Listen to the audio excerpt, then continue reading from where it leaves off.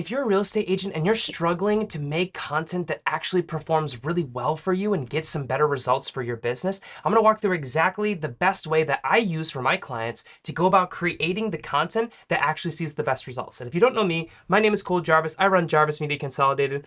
We are a digital marketing company that helps real estate agents, has helped them for over 5+ years, 200 plus agents across the country to create better content, build a stronger brand, and generate leads that actually perform really well for them. So that is where this information is coming from. So let's jump into it. So everyone always gives me the problem that they don't know what content to make. And when they are making content, they're just kind of guessing or they're looking at what other people are doing. And I can't tell you how many times I've seen people say, I just made this video because I saw somebody in my market make a similar video. And guess what? Both are performing poorly. So it's like, well, why are we just repeating the thing that the person who doesn't know what they're doing is doing? And now we're just also doing what we don't know what to do, and it's not performing well, and we're just kind of guessing. We don't really know what's working. Well, here's the best way to start making content if you haven't had any results, if you haven't posted anything before or have any data to use.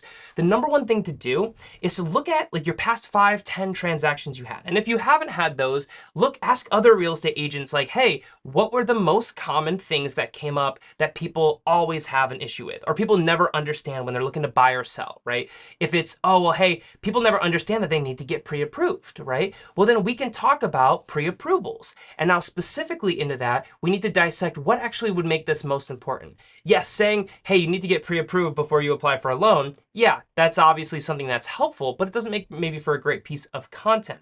Instead, we can say, hey, if you're looking to buy a home in Portland, Oregon, and you don't know what the first step is, I can give you a tactic that will make it 20% more likely that you get your offer accepted in the first try.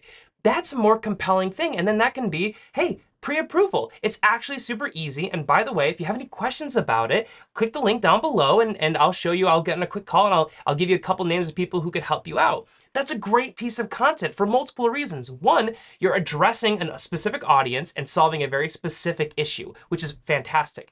Two, you're providing a little bit of reason why they should actually care. So many times people understand like, oh, I should be doing whatever, but they won't watch the video or understand how helpful it is and actually make a change. And that's the difference between information and transformation. Information is cheap. A lot of agents go out there and they just say, here are the interest rates, or here's what the average selling price of a house in this area is, whatever. That doesn't really help people because information is easy to find. And if someone's concerned or worried or interested in finding out what the interest rate is, they're just going to Google it. Like, you're not providing anything to them.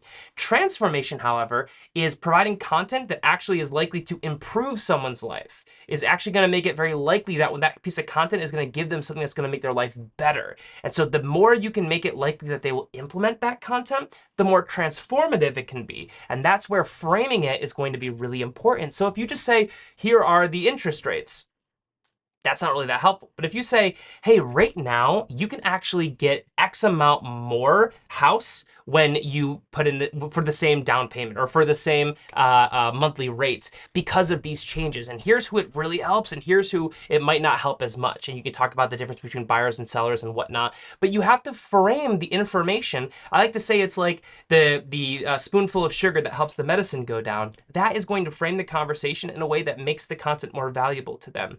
So if you're making your content and you're starting from absolutely ground zero, you don't know what to do, look at your past transactions and say, okay, what are the biggest issues that people have, or the questions that I always have to answer, or the first things I always have to tell my clients to actually give them a frame of reference of, how to basically get the best transaction possible. And if you don't have that and you're brand new, just go ahead and ask some other agents. Be like, hey, like, what are the biggest questions that like your clients ask you or that everyone always asks you in this market?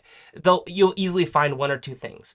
And then if you do have some content that you've posted in the past, the best thing you can do is look at your analytics. Just go to Meta Business Suite, look at what worked really well on Instagram and Facebook. It's not hard to do. You can just go directly in there and just see, hey, like, which post got the most reach? And reach isn't the end-all be-all in terms of your social media metrics, but that is showing how many people your organic piece of content got served to, which tells you a lot about how well it was packaged and at very least how marketable that content was. And that's a great starting point. And then what you can do is you can use like bit.ly links for different pieces of content. Maybe not as much or Instagram because you can't link inside of those posts, But what you can do is track, make 5 different links, track in a week every piece of content you put out there, let's say one per day. Each one has a different link. You can go into Bitly. If it I don't know if you need to have a paid account to do that, but even if you do, then like if your CRM doesn't already do this for you, if you do need a paid account, it's going to be like $10 or something like that a month. Very worth it to track what's actually getting the most clicks, right? Or if none of them are getting clicks, let's try a brand new swath of content. And that is where you can start to get traction, because so many agents just throw stuff at the wall and try to see what sticks. But the problem is they never actually go back to the wall to see what is sticking. So you just keep doing the same thing over and over again. And then at the end of the year, you're like, wow, social media didn't do anything for me. It's like, well, yeah, it's like you bought a bike and you bought a helmet and you put it in your driveway and you never rode it. Like, of course it didn't work for you. So that's the biggest thing I can recommend, is that if you really want to see better results, you have to track it. And if you need to start from ground zero, just ask those basic questions that are the most valuable, the things that people are already asking, and answer those in the most helpful way possible in your content. And that way you can start testing and start to see what works. And ultimately what will end up happening is, after a while of posting it, you will have 20% of your content that's the top 20, you will have 40% of your content that's the middle 40, and then you'll have 40% of your content that is the lower 40. And so that will tell you, like, definitely recreate versions of the top 20, maybe look into different versions of the middle 40, and then don't do the bottom 40 again. And that will give you an idea of an actual tactical plan that you can use. And I always recommend try to post for once a day if you can. If not, 12 posts in a month is great, and it will put you light years ahead of most real estate agents. Organic social media is a marathon, not a sprint, so do something that you can stick with, and I guarantee you will see better results than if you never did it at all. Hope that helps. See you in the next one.